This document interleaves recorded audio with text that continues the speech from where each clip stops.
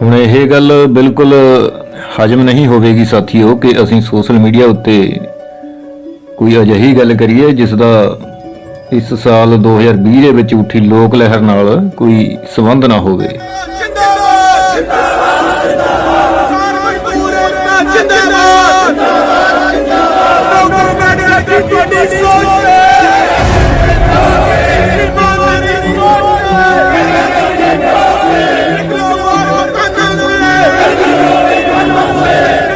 ਸੋ ਆਓ ਅੱਜ ਦੇ ਦਿਨ ਨੂੰ ਸਮਰਪਿਤ ਆਪਣੇ ਇਸ YouTube ਚੈਨਲ ਦੀ ਪੇਸ਼ਕਸ਼ ਤੋਂ ਪਹਿਲਾਂ ਆਪਾਂ ਗੱਲ ਕਰੀਏ ਇਤਿਹਾਸਕ ਹੋ ਨਿਬੜੇ ਲੋਕ ਸੰਘਰਸ਼ 2020 ਦੀ। ਸਰਕਾਰਾਂ ਦੇ ਸਾਰੇ ਕਾਲੇ ਕਾਨੂੰਨਾਂ ਦਾ ਸਭ ਤੋਂ ਵੱਧ ਮਾਰੂ ਪ੍ਰਭਾਵ ਨਿਹੱਥੇ ਮਿਹਨਤਕਸ਼ ਲੋਕਾਂ ਭਾਵ ਮਜ਼ਦੂਰਾਂ ਉੱਤੇ ਪੈਂਦਾ ਹੈ ਅਤੇ ਉਹ ਇਹਨਾਂ ਕਰਨ ਦੇ ਸਮਰੱਥ ਵੀ ਨਹੀਂ ਹੁੰਦੇ ਕਿ ਆਪਣੀ ਦਿਹਾੜੀ ਛੱਡ ਕੇ ਜਾਂ ਕਿਸੇ ਭੱਠੇ ਫੈਕਟਰੀ ਆਦਿ ਤੋਂ ਛੁੱਟੀ ਮਾਰ ਕੇ ਆਪਣੇ ਹੱਕਾਂ ਦੀ ਲੜਾਈ ਵਿੱਚ ਪਹਿਲ ਕਦਮੀ ਛੱਡੋ ਹਿੱਸਾ ਹੀ ਲੈ ਸਕਣ। ਦੂਜੇ ਸ਼ਬਦਾਂ ਵਿੱਚ ਉਹਨਾਂ ਦਾ ਦਰਦ ਇੰਨਾ ਹੁੰਦਾ ਹੈ ਕਿ ਉਹ ਰੋ ਵੀ ਨਾ ਸਕਣ। ਇਸ ਸੰਘਰਸ਼ ਵਿੱਚ ਮਜ਼ਦੂਰਾਂ ਦਾ ਕਿਸਾਨੀ ਨਾਲ ਦਮਦਾਰ ਮੋਢਾ ਜੇਕਰ ਨਹੀਂ ਜੁੜਿਆ ਦਿਸਦਾ ਤਾਂ ਇਸ ਦੇ ਕੁਝ ਕਾਰਨ ਹਨ, ਪਰ ਮਜ਼ਦੂਰਾਂ ਨੂੰ ਸਮਝ ਲੈਣਾ ਚਾਹੀਦਾ ਹੈ ਕਿ ਇਹ ਤਿੰਨੋਂ ਖੇਤੀ ਕਾਨੂੰਨ ਸਿੱਧੇ ਰੂਪ ਵਿੱਚ ਨਾ ਸਹੀ ਪਰ ਉਹਨਾਂ ਲਈ ਵੀ ਮਾਰੂ ਹਨ। ਮੌਜੂਦਾ ਸਮੇਂ ਦਾ ਸੰਘਰਸ਼ ਹਰ ਉਸ ਜ਼ਿੰਦਗੀ ਦਾ ਸੰਘਰਸ਼ ਬਣ ਚੁੱਕਾ ਹੈ ਜਿਸ ਨੂੰ ਜੀਵਤ ਰਹਿਣ ਲਈ ਰੋਟੀ ਚਾਹੀਦੀ ਹੈ, ਜੀਣ ਲਈ ਖੁਰਾਕ ਚਾਹੀਦੀ ਹੈ।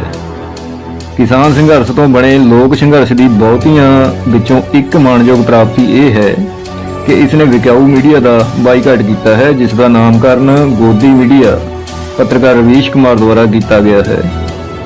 ਲੋਕ ਜਾਤੀ, ਧਾਰਮਿਕ ਅਤੇ ਖੇਤਰੀ ਆਦਿ ਹੱਦਾਂ ਬੰਨੇ ਟੱਪ ਕੇ ਇੱਕ ਹੋਏ ਹਨ।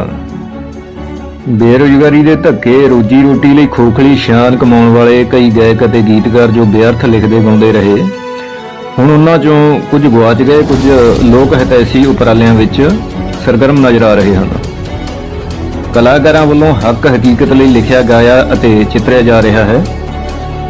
ਇਸ ਲੋਕ ਲਹਿਰ ਦਾ ਨਤੀਜਾ ਲੋਕਾਂ ਦੇ ਪੱਖ ਵਿੱਚ ਭੁਗਤੇ ਜਾਂ ਯੋਗਾਂ ਦੇ, ਪਰ ਇਸ ਨੇ ਨਵੀਂ ਪੀੜ੍ਹੀ ਦੀ ਸੋਚ ਅਮਲ ਨੂੰ ਲਾਜ਼ਮੀ ਪ੍ਰਭਾਵਿਤ ਕਰਨਾ ਹੈ, ਕਿਉਂਕਿ ਕਿਸੇ ਸਮਾਜ ਦਾ ਚਿਹਰਾ ਕਿਹੋ ਜਿਹਾ ਹੋਵੇ ਇਹ ਉਸ ਸਮਾਜ ਦੀਆਂ ਪਦਾਰਥਕ ਹਾਲਤਾਂ ਉੱਤੇ ਨਿਰਭਰ ਕਰਦਾ ਹੈ, ਨਾ ਕਿ ਕਿਸੇ ਸੰਤ ਮਹੰਤ ਦੇ ਪ੍ਰਵਚਨਾਂ ਜਾਂ ਕਿਸੇ ਨਾਇਕ ਖਲਨਾਇਕ ਦੀ ਮਰਜ਼ੀ ਉੱਤੇ।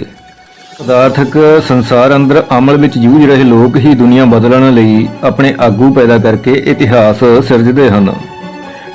ਗੋਦੀ ਮੀਡੀਆ ਦਾ ਬਾਈਕਾਟ ਕਰਨ ਤੋਂ ਬਾਅਦ ਲੋਕਾਂ ਦੀ ਅਗਲੀ ਪ੍ਰਾਪਤੀ ਸੇਵਾ ਨਿਭਾ ਰਹੇ ਫੌਜੀ ਜਵਾਨਾਂ ਦਾ ਲੋਕਾਂ ਨਾਲ ਖੜਨ ਦੀ ਹੀ ਹੋ ਸਕਦੀ ਹੈ, ਜਿਸ ਦੇ ਦਮ ਤੇ ਮੁੱਠੀ ਭਰ ਪੂੰਜੀਪਤੀ ਕਰੋੜਾਂ ਲੋਕਾਂ ਨਾਲ ਆਪਣੇ ਨਿੱਜੀ ਮੁਨਾਫਿਆਂ ਲਈ ਮਨਮਾਨੀਆਂ ਕਰਦੇ ਹਨ। ਆਓ ਹੁਣ ਕੁੱਜੇ ਵਿੱਚ ਸਮੁੰਦਰ ਬੰਦ ਕਰਨ ਵਾਂਗ ਘੱਟੋ ਘੱਟ ਸ਼ਬਦਾਂ ਦੀ ਚਰਚਾ ਫੌਜੀ ਜਵਾਨਾਂ ਦੇ ਨਾਂ ਕਰੀਏ। ਇਹ ਕਿ ਪ੍ਰਾਤਨ ਸਮਿਆਂ ਤੋਂ ਜਦ ਕੁਝ ਲੜਾਕੂ ਕਬੀਲੇ ਪੈਦਾ ਹੋਏ ਸਨ ਤਾਂ ਉਹ ਪੈਦਾਵਾਰ ਵਿੱਚ ਜੁੱਟੇ ਬਹੁ ਗਿਣਤੀ ਲੋਕਾਂ ਨੂੰ ਆਪਣੇ ਅਧੀਨ ਕਰਦੇ ਅਤੇ ਉਹਨਾਂ ਦੀ ਕਮਾਈ ਹੜੱਪ ਲੈਂਦੇ। ਫਿਰ ਜਦ ਉਹਨਾਂ ਕੋਲ ਜ਼ਮੀਨ ਜਾਇਦਾਦ ਦਾ ਬੇਹਿਸਾਬ ਵਾਧਾ ਹੋਇਆ ਤਾਂ ਉਹਨਾਂ ਨੂੰ ਇਸ ਦੀ ਸਾਂਭ ਸੰਭਾਲ ਅਤੇ ਰਾਖੀ ਲਈ ਮਨੁੱਖਾਂ ਦੀ ਲੋੜ ਪਈ ਸੀ, ਜੋ ਲਾਲਚ ਵਸ ਕਰਕੇ ਉਹਨਾਂ ਨੇ ਆਪਣੇ ਦੁਆਰਾ ਲੁੱਟੇ ਹੋਏ ਲੋਕਾਂ ਵਿੱਚੋਂ ਹੀ ਚੁਣੇ। ਪਰ ਲੋਟੂਆਂ ਦੀ ਸਮੱਸਿਆ ਇੱਥੇ ਹੀ ਖਤਮ ਨਹੀਂ ਹੋਈ, ਸਗੋਂ ਉਹਨਾਂ ਨੂੰ ਖਤਰਾ ਸਤਾਉਣ ਲੱਗਿਆ ਕਿ ਇਹ ਸਾਡੇ ਦੁਆਰਾ ਲੁੱਟੇ ਗਏ ਲੋਕਾਂ ਦੇ ਹੀ ਪੁੱਤਰ ਹੋਣ ਕਾਰਨ ਕਦੇ ਸਾਡੇ ਵਿਰੁੱਧ ਬਗਾਵਤ ਹੀ ਨਾ ਕਰ ਦੇਣ। ਅਜਿਹੀ ਸਥਿਤੀ ਵਿੱਚ ਉਹਨਾਂ ਦੇ ਕੰਮ ਆਉਣ ਵਾਲਾ ਸਿਰਫ ਇੱਕ ਹੀ ਹਥਿਆਰ ਬਚਿਆ ਸੀ, ਸਿੱਖਿਆ। ਹੁਣ ਉਹਨਾਂ ਦੀ ਇਹ ਲੋੜ ਪੁਜਾਰੀ ਵਰਗ ਨੇ ਪੂਰੀ ਕੀਤੀ ਹੈ ਸਾਥੀਓ, ਜੋ ਅੱਜ ਵੀ ਲੁੱਟੇ ਹੋਏ ਲੋਕਾਂ ਨੂੰ ਲੁਟੇਰੇ ਲੋਕਾਂ ਦੇ ਗੁਲਾਮ ਬਣਾਉਣ ਵਿੱਚ ਸਭ ਤੋਂ ਅਹਿਮ ਭੂਮਿਕਾ ਨਿਭਾ ਰਿਹਾ ਹੈ।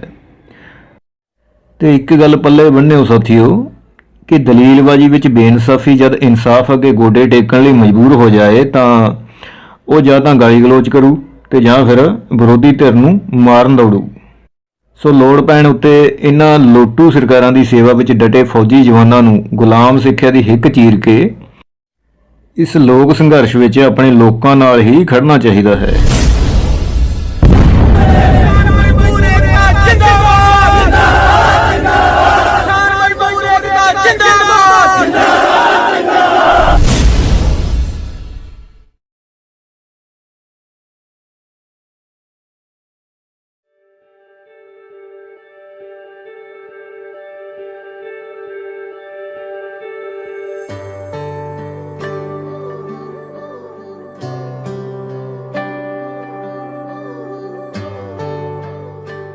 ਵਿਦਵਾਨ ਤਾਂ ਦੁਨੀਆ ਦੇ ਬਹੁਤ ਹੋਏ ਤੇ ਅੱਜ ਵੀ ਮਿਲ ਜਾਣਗੇ ਬਥੇਰੇ, ਪਰ ਜਿਸ ਨੂੰ ਤਖਤਾ ਪਲਟ ਵਿਦਵਾਨ ਆਖਿਆ ਜਾਂਦਾ ਹੈ ਉਹ ਹੈ ਕਾਰਲ ਮਾਰਕਸ, ਜਰਮਨ ਦਾਰਸ਼ਨਿਕ, ਸਮਾਜ ਵਿਗਿਆਨੀ, ਇਤਿਹਾਸਕਾਰ, ਅਰਥ ਸ਼ਾਸਤਰੀ ਅਤੇ ਇਨਕਲਾਬੀ ਕਮਿਊਨਿਸਟ। ਕਾਰਲ ਮਾਰਕਸ ਸੰਸਾਰ ਮਜ਼ਦੂਰ ਮੁਕਤੀ ਵਿਗਿਆਨ ਦੇ ਪਿਤਾਮਾ, ਸੰਸਾਰ ਮਜ਼ਦੂਰ ਜਮਾਤ ਦੇ ਅਧਿਆਪਕ ਅਤੇ ਆਗੂ ਕਾਰਲ ਮਾਰਕਸ। ਪਿੱਛੇ ਜਿਹੇ BBC ਵੱਲੋਂ ਕਰਵਾਏ ਸਰਵੇ ਅਨੁਸਾਰ ਕਾਰਲ ਮਾਰਕਸ ਨੂੰ ਥਿੰਕਰ ਆਫ ਦੀ ਮਿਲੇਨੀਅਮ ਮਤਲਬ 1000 ਸਾਲ ਦਾ ਸਭ ਤੋਂ ਵੱਡਾ ਵਿਦਵਾਨ ਦਾ ਦਿੱਤਾ ਖਿਤਾਬ ਉਸ ਦੀ ਮਹਾਨ ਪ੍ਰਤਿਭਾ ਦਾ ਇੱਕ ਮਾਤਰ ਪ੍ਰਮਾਣ ਹੈ। ਮਾਰਕਸ ਦਾ ਜਨਮ 5 ਮਈ 1818 ਨੂੰ ਟਰੀਅਰ ਵਿਖੇ ਹੋਇਆ। ਦੁਨੀਆ ਭਰ ਵਿੱਚ ਜੇ ਦੋਸਤੀ ਦੀ ਮਿਸਾਲ ਦੇਖਣੀ ਹੋਵੇ ਤਾਂ ਉਹ ਹੈ ਕਾਰਲ ਮਾਰਕਸ ਅਤੇ ਫਰੈਡਰਿਕ ਐਂਗਲਜ਼। ਐਂਗਲਜ਼ ਜੋ ਕਿ ਮਾਰਕਸ ਦੇ ਸਾਥੀ ਸਨ। 1844 ਵਿੱਚ ਐਂਗਲਜ਼ ਮਾਰਕਸ ਨੂੰ ਪਹਿਲੀ ਵਾਰੀ ਪੈਰਿਸ ਵਿੱਚ ਮਿਲਿਆ, ਜਿੱਥੇ ਦੋਵਾਂ ਦੀ ਬੌਧਿਕ ਸਾਂਝੇਦਾਰੀ ਬਣ ਗਈ। ਐਂਗਲਜ਼ ਕੋਲ ਠੋਸ ਆਰਥਿਕ ਤੱਥਾਂ ਦਾ ਭੰਡਾਰ ਸੀ ਅਤੇ ਮਾਰਕਸ ਇਤਿਹਾਸਕ ਪੱਖੋਂ ਇੱਕ ਪ੍ਰਬਲ ਰੁਚੀ ਦਾ ਮਾਲਕ ਸੀ। ਦੋਵਾਂ ਦੀ ਮਿੱਤਰਤਾ ਸਮੇਂ ਮਾਰਕਸ ਦੇ ਕਲਪਿਤ ਇਤਿਹਾਸਕ ਖਾਕੇ ਵਿੱਚ ਆਰਥਿਕ ਤੱਥਾਂ ਨੇ ਥਾਂ ਮੱਲਣੀ ਸ਼ੁਰੂ ਕਰ ਦਿੱਤੀ ਅਤੇ ਐਂਗਲਜ਼ ਇਤਿਹਾਸਕ ਪੱਖੋਂ ਆਰਥਿਕ ਤੱਥਾਂ ਨੂੰ ਨਵੀਂ ਰੌਸ਼ਨੀ ਵਿੱਚ ਵਿਚਾਰਨ ਲੱਗ ਪਿਆ। ਆਪਣੀ 40 ਸਾਲ ਦੀ ਲੰਮੀ ਦੋਸਤੀ ਦੌਰਾਨ ਉਹ ਦੋਵੇਂ ਕਮਿਊਨਿਸਟ ਲਹਿਰ ਦੀ ਸਿਰਜਣਾ ਵਿੱਚ ਲੱਗੇ ਰਹੇ। ਇਸ ਨਿਰਸਵਾਰਥ ਦੋਸਤੀ ਦੇ ਕਾਰਨ ਐਂਗਲਜ਼ ਵੱਲੋਂ ਸਮੇਂ ਸਿਰ ਕੀਤੀ ਜਾਂਦੀ ਆਰਥਿਕ ਮਦਦ ਨੇ ਮਾਰਕਸ ਨੂੰ ਸਰੀਰਕ ਤੌਰ ਤੇ ਹੀ ਜੀਵਤ ਨਹੀਂ ਰੱਖਿਆ, ਬਲਕਿ ਉਸ ਨੂੰ ਯੁੱਗ ਪਲਟਾਊ ਕਿਰਤਾਂ ਰਚਨ ਦੇ ਕਾਰਜ ਵਿੱਚ ਆਸ਼ਾਪੂਰਵਕ ਜੋੜੀ ਰੱਖਿਆ। ਅੱਜ ਵੀ ਦੋਹਾਂ ਦੀ ਮਿੱਤਰਤਾ ਦੀ ਪੂਰੇ ਵਿਸ਼ਵ ਵਿੱਚ ਮਿਸਾਲ ਪੇਸ਼ ਕੀਤੀ ਜਾਂਦੀ ਹੈ। ਮਾਰਕਸ ਨੂੰ ਆਪਣੇ ਜੀਵਨ ਵਿੱਚ ਜਲਾਵਤਨੀਆਂ ਦਾ ਦੌਰ ਵੀ ਹੰਢਾਉਣਾ ਪਿਆ। ਮਿਹਨਤਕਸ਼ ਲੋਕਾਈ ਦੇ ਹੱਕ ਦੀ ਸੋਚ ਅਤੇ ਅਮਲ ਦੇ ਧਾਰਨੀ ਹੋਣ ਕਾਰਨ ਕਾਰਲ ਮਾਰਕਸ ਨੂੰ ਪੂੰਜੀਵਾਦੀ ਸਰਕਾਰਾਂ ਵੱਲੋਂ ਵੱਖੋ ਵੱਖਰੇ ਦੇਸ਼ਾਂ ਦੇ ਵਿੱਚੋਂ ਵਾਰ-ਵਾਰ ਕੱਢਿਆ ਗਿਆ।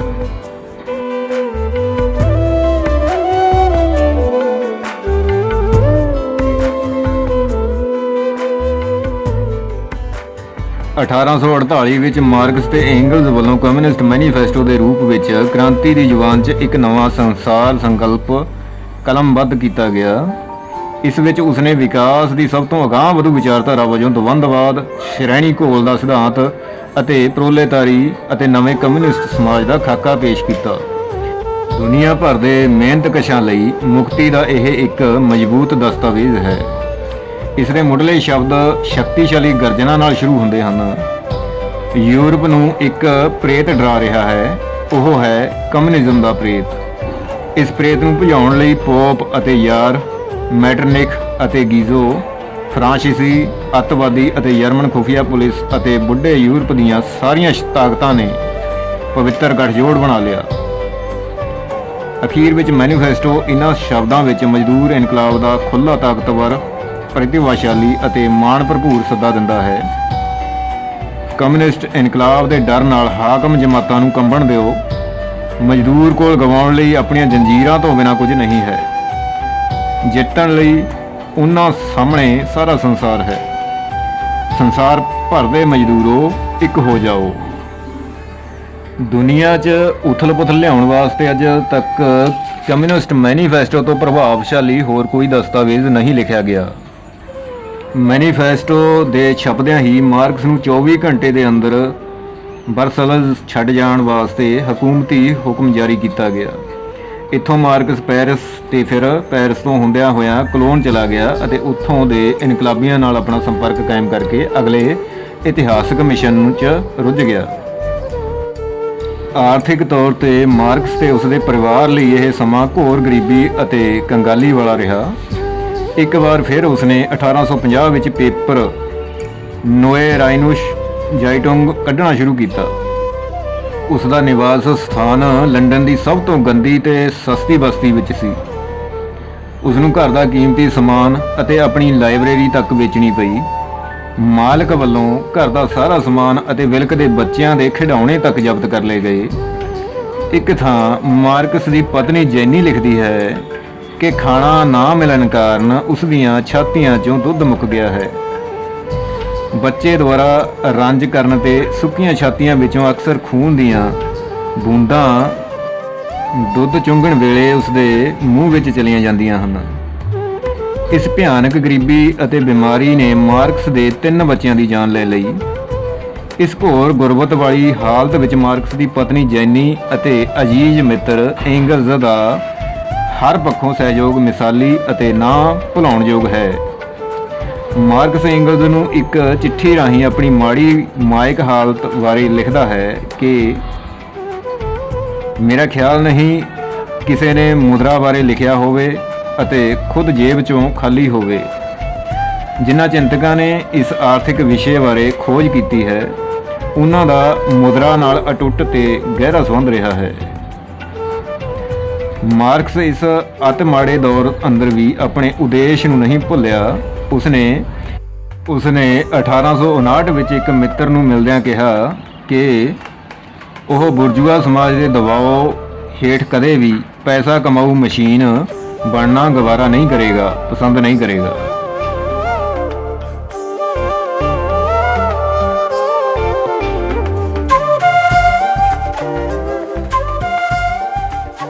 ਦਾਸ ਕੈਪੀਟਲ ਮਾਰਕਸ ਦੀ ਸਭ ਤੋਂ ਉੱਤਮ ਰਚਨਾ ਹੈ। ਦਾਸ ਕੈਪੀਟਲ ਦੀ ਰਚਨਾ ਉਹਨਾਂ ਦਿਨਾਂ ਵਿੱਚ ਹੋਈ ਜਦੋਂ ਮਾਰਕਸ ਤੰਗਦਸਤੀ, ਸਰੀਰਕ ਬਿਮਾਰੀਆਂ, ਘਰੇਲੂ ਪਰੇਸ਼ਾਨੀਆਂ ਤੇ ਔਲਾਦ ਦੀ ਜੁਦਾਈ ਦੇ ਅੱਲੇ ਜ਼ਖਮਾਂ ਦਾ ਦਿਨ ਰਾਤ ਸਾਹਮਣਾ ਕਰ ਰਿਹਾ ਸੀ। ਵਿੱਤੋਂ ਵੱਧ ਮਿਹਨਤ, ਖਰਾਬ ਅਤੇ ਘੱਟ ਖੁਰਾਕ ਕਾਰਨ ਉਹ ਪਹਿਲਾਂ 1863 ਵਿੱਚ ਅਤੇ ਫਿਰ 1866 ਵਿੱਚ ਬਿਮਾਰ ਪੈ ਗਿਆ। ਸਰਮਾਇਆ ਜਿਹੜੀ 1851 ਵਿੱਚ ਮੁਕੰਮਲ ਹੋ ਜਾਣੀ ਚਾਹੀਦੀ ਸੀ, ਉਸ ਦੀ ਪਹਿਲੀ ਜਿਲਦ ਜਰਮਨ ਭਾਸ਼ਾ 'ਚ 1867 ਵਿੱਚ ਪੂਰੀ ਹੋਈ। ਇਸ ਕਿਤਾਬ ਨੂੰ ਮਜ਼ਦੂਰ ਜਮਾਤ ਦੀ ਬਾਈਬਲ ਕਿਹਾ ਜਾਂਦਾ ਹੈ।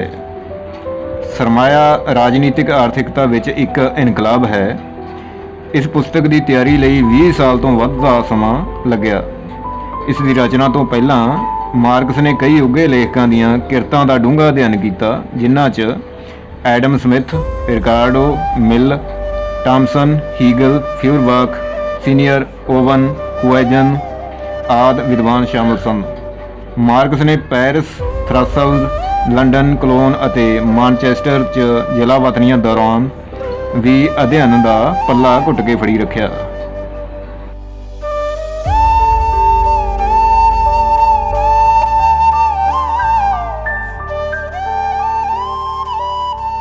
ਮਾਰਕਸ ਦੀ ਕਿਤਾਬ ਸਰਮਾਇਆ ਨੂੰ ਸਰਮਾਏਦਾਰ ਜਮਾਤ ਦੇ ਸਿਰ ਵਿੱਚ ਠੋਕਿਆ ਗਿਆ ਸਭ ਤੋਂ ਖਤਰਨਾਕ ਅਸਤਰ ਆਖਿਆ ਗਿਆ। ਇਸੇ ਲਈ ਨਵੇਂ ਨਰੋਏ ਸਮਾਜ ਦੇ ਮੁੱਦਈ ਇਸ ਦੇ ਅਧਿਐਨ ਤੋਂ ਬਿਨਾਂ ਸੋਸ਼ਲਿਜ਼ਮ ਲਈ ਸੁਚੇਤ ਅਤੇ ਇਮਾਨਦਾਰ ਘੁਲਾਟੀਏ ਨਹੀਂ ਅਖਵਾ ਸਕਦੇ। ਇਹ ਇੱਕ ਵਿਗਿਆਨਕ ਪੁਸਤਕ ਦੇ ਨਾਲ ਨਾਲ ਇਨਕਲਾਬੀ ਜਨਤਕ ਮਜ਼ਦੂਰ ਲਹਿਰ ਦਾ ਸਿਧਾਂਤਕ ਹਥਿਆਰ ਅਤੇ ਕਲਾਤਮਕ ਕਿਰਤ ਵੀ ਹੈ।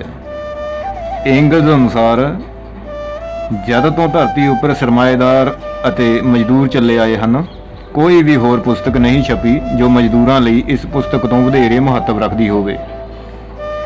ਮਾਰਕਸ ਨੇ ਸਿੱਧ ਕੀਤਾ ਕਿ ਮਨੁੱਖੀ ਇਤਿਹਾਸ ਸ਼੍ਰੇਣੀ ਘੋਲ ਦਾ ਇਤਿਹਾਸ ਹੈ।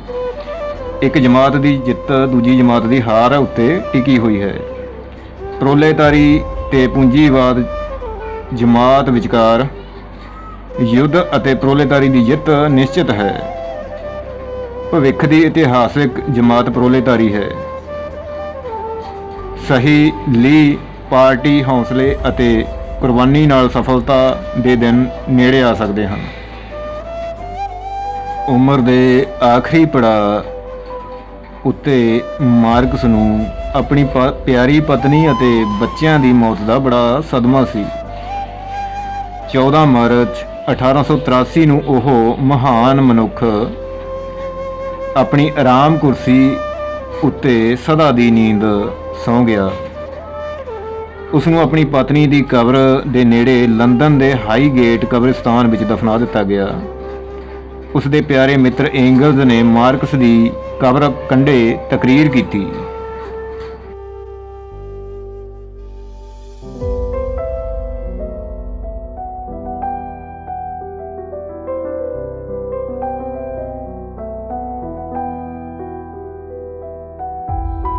14 ਮਾਰਚ ਦੀ ਸ਼ਾਮ ਨੂੰ ਪੌਣੇ 3 ਵਜੇ ਉਸ ਮਹਾਨ ਚਿੰਤਕ ਦੀ ਸੋਚਣ ਸ਼ਕਤੀ ਬੰਦ ਹੋ ਗਈ।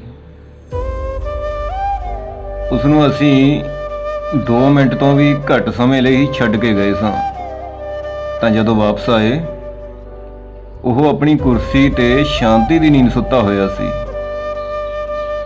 ਹਮੇਸ਼ਾ ਹਮੇਸ਼ਾ ਲਈ, ਹਮੇਸ਼ਾ ਹਮੇਸ਼ਾ ਲਈ। ਯੂਰਪ ਅਤੇ ਅਮਰੀਕਾ ਦੀ ਕਿਰਤੀ ਜਮਾਤ ਨੂੰ ਅਤੇ ਇਤਿਹਾਸਿਕ ਵਿਗਿਆਨ ਨੂੰ ਜਿੰਨਾ ਉਸਦੇ ਜਾਣ ਨਾਲ ਨੁਕਸਾਨ ਹੋਇਆ ਹੈ ਉਸ ਦਾ ਅੰਦਾਜ਼ਾ ਨਹੀਂ ਲਗਾਇਆ ਜਾ ਸਕਦਾ। ਮੈਂ ਇਸ ਗੱਲ ਨੂੰ ਜ਼ੋਰਦਾਰ ਲਹਿਜੇ ਵਿੱਚ ਕਹਿਣਾ ਚਾਹੁੰਦਾ ਹਾਂ ਕਿ ਉਸ ਦੇ ਵਿਰੋਧੀ ਕਈ ਸਨ, ਪਰ ਉਸ ਦਾ ਜਾਤੀ ਦੁਸ਼ਮਣ ਸ਼ਾਇਦ ਹੀ ਕੋਈ ਸੀ। ਉਸ ਦਾ ਨਾਂ ਸਦੀਆਂ ਤਾਈਂ ਜਿੰਦਾ ਰਹੇਗਾ, ਨਾਲ ਹੀ ਉਸ ਦਾ ਕੀਤਾ ਹੋਇਆ ਕੰਮ।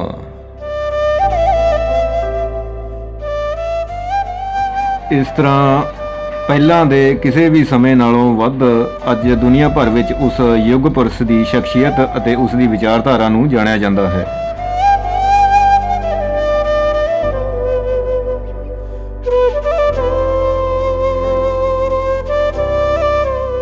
ਭਾਵੇਂ ਕਿ ਅੱਜ ਸਾਡੇ ਨੌਜਵਾਨ ਕਲਾਕਾਰ ਪ੍ਰਦੀਪ ਦੁਆਰਾ ਮਜ਼ਦੂਰ ਜਮਾਤ ਦੇ 5 ਅਧਿਆਪਕ ਅਤੇ ਆਗੂਆਂ ਦੇ ਕੰਧ ਚਿੱਤਰ ਉਲੀਕ ਦਿੱਤੇ ਗਏ ਹਨ, ਪਰ ਇਹ ਕੰਮ ਅਜੇ ਵੀ ਜਾਰੀ ਹੈ। ਪੂਰੀ ਕੰਧ ਉੱਤੇ ਮੁਕੰਮਲ ਹੋਏ ਕੰਮ ਦੀ ਤਸਵੀਰ ਤੁਹਾਨੂੰ ਭਵਿੱਖ ਵਿੱਚ ਦਿਖਾਵਾਂਗੇ।